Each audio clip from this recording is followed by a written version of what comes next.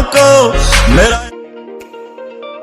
बारिश की जाए, यार हंस रहा है।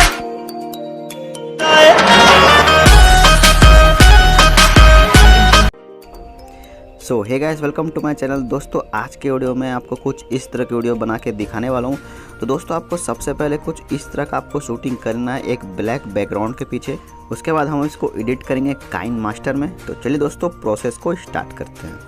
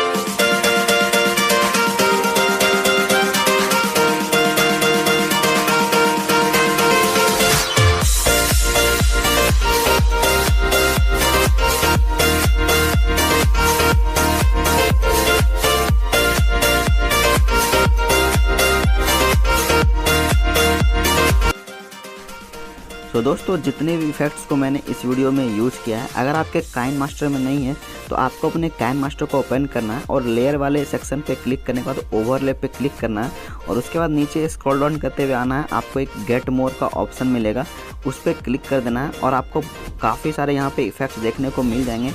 आप जा कर के उसको डाउनलोड कर सकते हैं बड़े ही आराम से।